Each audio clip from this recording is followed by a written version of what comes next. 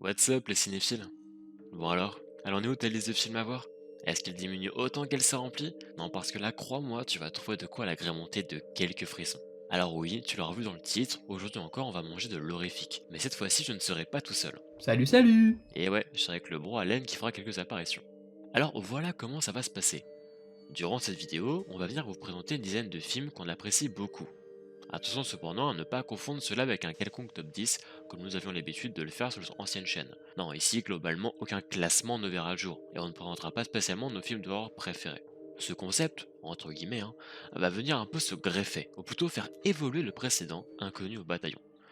Le but sera ici de mettre en avant des films ayant disparu de nos mémoires, des films qui peut-être vous ont échappé, ou alors ont été balayés par certains critiques influents. Qui plus est, comme la totalité de nos vidéos, les films abordés ne reflètent en rien la crème de la crème. Non, ils reflètent nos goûts ni plus ni moins. Donc bien évidemment, ce genre de vidéo est à prendre avec des énormes pincettes et avec totale subjectivité. Cette sélection se divisera en deux vidéos, présentant chacune 5 films de manière assez succincte. Bah oui, le but sera de vous en dire juste assez pour que vous fonciez les noter dans vos listes. Après avoir fait le tri, on s'est vite aperçu qu'en faire rentrer 10 serait vraiment trop compliqué si on ne prenait en compte aucun critère. C'est donc pour cela qu'on s'est imposé une petite règle. Aucun film d'horreur avant l'année 2000. Allez, on envoie.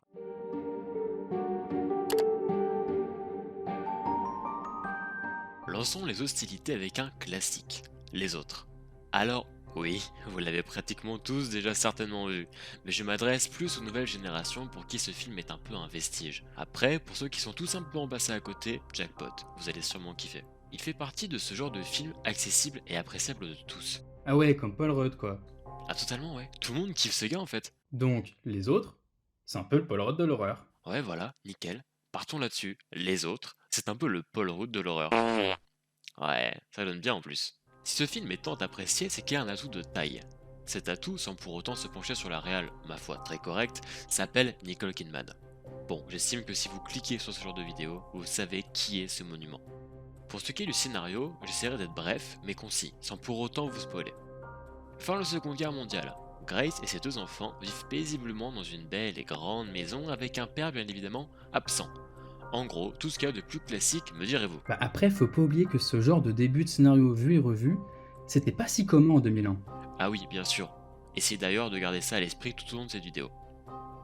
Bon, point à connaître, la mère a pour habitude d'obstruer toutes les fenêtres pour éviter d'exposer ses enfants malades aux lumières du soleil. Et c'est très vite que trois domestiques en quête d'un nouveau travail viennent sonner chez la famille. Grace, ayant besoin de leur service, accepte malheureusement, car c'est par la suite que des faits plus étranges les uns que les autres vont venir nous offrir un des plus gros twists de l'histoire du cinéma d'horreur. J'ai eu la chance de regarder ce film assez jeune, il faisait partie de mes premiers films d'horreur, et à l'époque j'étais pas habitué à des fins aussi grandioses que celles de Seven, Usual Suspect ou encore Memento, et ça m'a permis d'être encore plus surpris. Ne connaissant que très peu le réal, je ne saurais trop vous parler de lui, mais une chose est sûre, dans ce film, rien n'est laissé au hasard. Que ce soit sur l'écriture donc, mais également sur le choix des musiques. Musique qui d'ailleurs... Ah oui, c'est vrai ça, pas commun. Alejandro Amenabar a non seulement réalisé le film, mais en a également composé les musiques. Alors si je devais conclure là-dessus, j'ajouterais que tout comme l'orphelinat, ce film offre une dimension fantastique vraiment touchante. Il va plus loin que l'horreur, et pourrait même rentrer dans bien d'autres catégories que celui-ci. Il est, dans tous les cas, culte. Alors rien que pour ça, vous pouvez y aller les yeux fermés.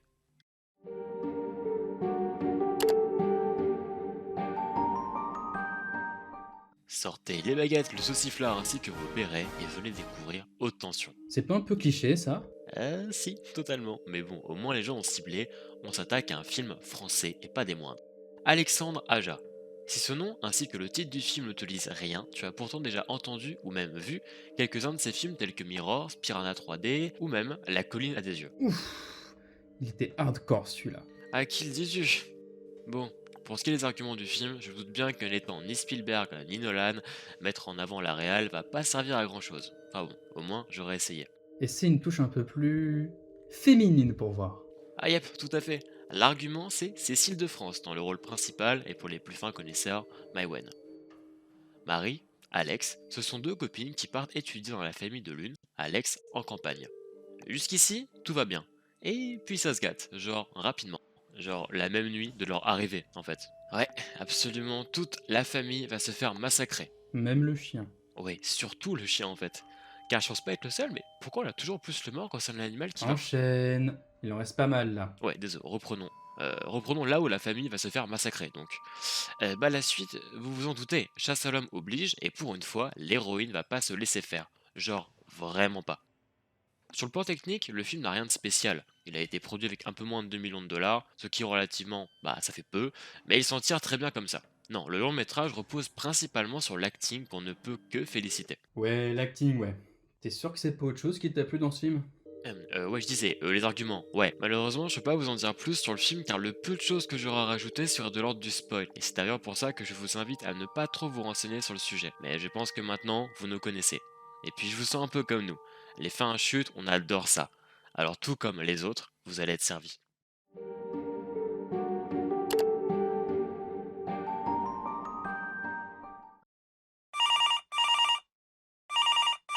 Waouh! Quelle mise en scène! Ouais, bon, bah je voulais tenter d'entrer en rapport avec le film, mais apparemment ça plaît pas à monsieur. Bah non, c'est juste naze. Ah yes, eh bon, bah alors faisons les choses simples. Film numéro 3, Terreur sur la ligne. Alors que ceux qui ont vu le film écrit au plagiat de Scream à cause de cette scène se dénoncent. Hello? Who is this? Alors ouais, d'accord, ça fait 13 Scream, et quand tu sais que Scream est de 1996 et que celui-ci est sorti 10 ans plus tard, tu te dis naturellement que ça fait encore plus Scream. Mais ce que tu sais peut-être pas, et je laisse le petit fact à Étienne, C'est que notre film là, c'est un remake d'un film du même nom sorti en 79. Donc, donc maintenant, qui a copié qui? Bon, si on défend un peu ce film, c'est peut-être parce que c'est notre première tentative de court-métrage. Ouais, un petit remake, quand on était encore qu'au collège. Je vous passe les détails. oh putain, oui, c'était honteux. Bref, vous voulez pas voir ça. Scénario plutôt simple. Vous prenez une ado assez jolie, vous la foutez dans une baraque seule, en mode babysitting, avec deux chiens que tu verras pratiquement jamais, et ça y est, t'as la base de ton film. Tout va se compliquer lorsqu'elle va commencer à répondre au téléphone. Deux, trois petits sons creepy par-ci, une ou deux respirations flippantes par-là, et boum, la phrase choc. Have you checked the children? Pour les billes en anglais, as-tu été voir les enfants? Je vous cache pas qu'avec le temps, je trouve le film plutôt kitsch, surtout avec la VF. Mais je pense que pour des raisons sentimentales, et surtout parce qu'Etienne a insisté pour qu'on le mette dedans, La balance! non, plus sérieusement, les valeurs sentimentales ont bien évidemment joué, mais le côté slasher movie post-2000 nous avait vraiment convaincus. De plus, le film a vraiment un montage intéressant, mettant en place un très bon rythme. En gros, tu te laisses prendre au jeu, Comme toi avec Riverdale. Ouais, moi aussi je balance. donc je disais, tu te laisses prendre au jeu et tu veux absolument savoir comment ça va se terminer. Alors si comme nous, vous êtes amateur de petits slasher movies qui ne payent pas de mine, foncez.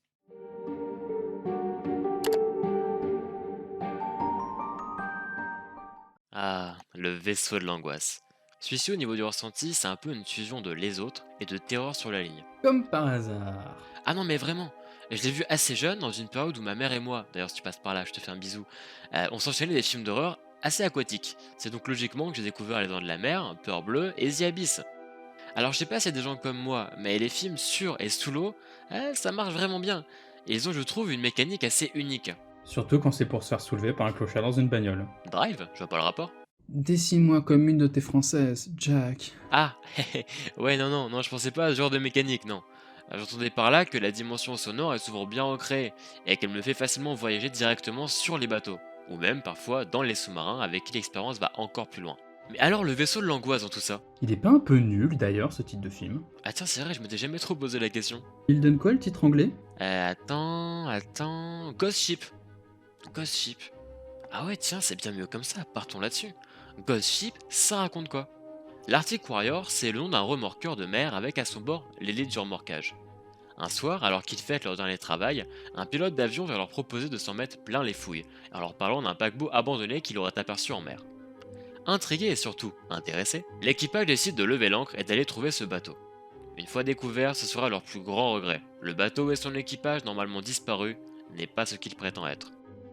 Durant ces signes, vous allez vous rendre compte qu'en plus des contraintes imposées, on voulait vraiment sélectionner des films plus différents les uns que les autres. Que ce soit dans leur trame narrative, l'ambiance ou même dans sa provenance. C'est donc pour une de ces raisons que le vaisseau... Ghost Ship. que Ghost Ship, pardon, a fini dans nos propositions. Alors non seulement, comme à nos habitudes, il coche la case de fin, disons, surprenante, mais il est également à noter que la quasi-totalité du film se passe sur un bateau. On frôle donc un peu le huis clos, ce qui le rend assez oppressant, et offre une revisite du genre hyper intéressante.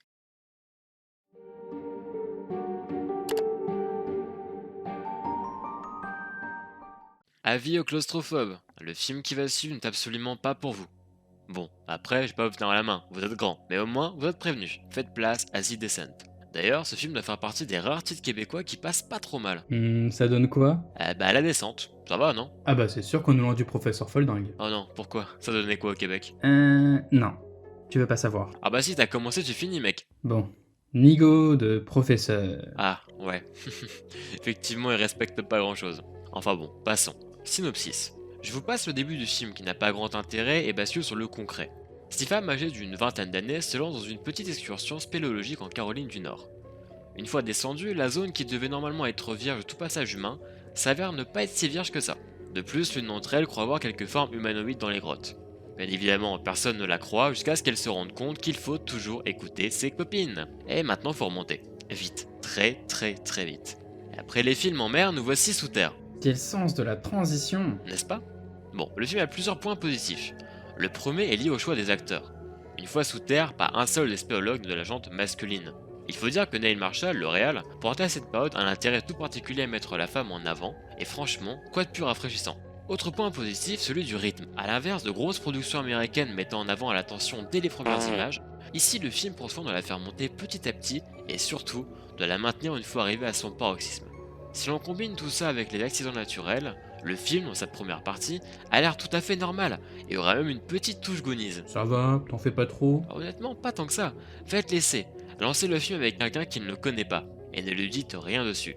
Eh bien, il y a fort à parier que ce quelqu'un peine à discerner qu'il va regarder un film d'horreur. Alors, convaincu?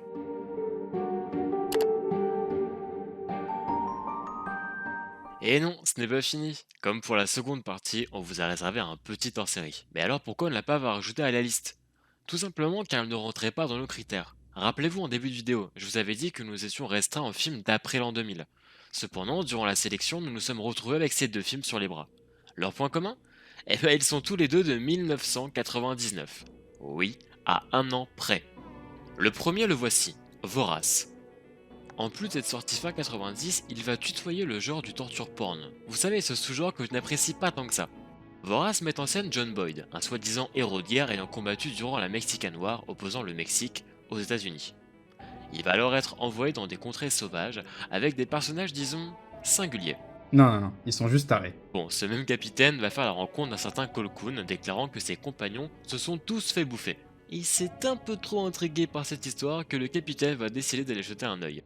C'est durant cette même expédition que l'on découvrira que les apparences sont parfois trompeuses, et qu'une fois dans la merde, il faut parfois savoir engager son éthique pour survivre.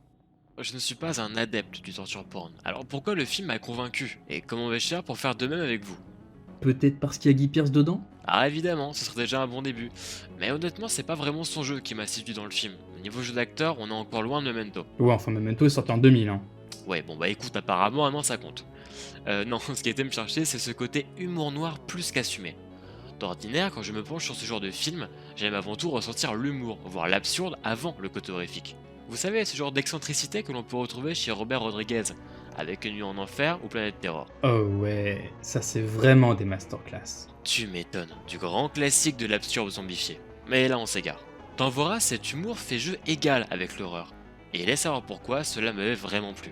Point assez important à soulever, la musique. Assez space d'ailleurs. Ouais, et c'est pour ça qu'elle a bien marché. Elle ne fait que souligner ce côté absurde et le rend authentique. Elle est primordiale et c'est bien pour cela qu'elle a été plusieurs fois nominée. Évidemment qu'elle était nominée. C'est Michael Nyman et Damon Albarn, qui est le leader du groupe Gorillaz, qui l'ont composée. Ouais, c'est sûr, déjà, ça partait bien. Dernier point assez cool qui ne devrait malheureusement pas l'être tant c'est si rare, la réal. Et oui, aux commandes, une femme, Antonia Bird. Bien qu'elle n'ait réalisé que très peu de films et qu'on retrouvera le génialissime Ted Griffin au scénario, je trouve quand même qu'il était important de le souligner. Alors oui, peut-être qu'aujourd'hui le film a pris un coup de vieux, et oui l'affiche s'apparente un peu à un film de série B. Mais tu connais le dicton, hein Allen? Il faut pas juger les livres à son... Non, attends, il faut se fier à la... attends, non. Oh, et puis merde. Bon, t'inquiète, ils ont compris. Enfin bon, pour ce qui est de l'éthique humaine qui s'émane du film, elle ne manquera pas de vous surprendre, voire même de vous questionner. En gros, allez-y, soyez curieux. Car croyez-moi, les westerns d'horreur, Ça court pas les rues. eh bien ça y est, pour ce qui est de la première partie, on a fait le tour. Vous avez désormais quelques petits films à noter dans vos agendas. Toutes les bandes annonces des films sont disponibles en description, même si évidemment certains films commençant à dater, Vous vous doutez bien que la qualité des trailers n'est pas toujours au rendez-vous. C'est donc pour cela que je n'ai pas réellement choisi plus la VF que la VO, mais que je vous ai seulement mis le ou les plus propres. Bref, on attend vos retours avec impatience, et d'ici là, portez-vous bien.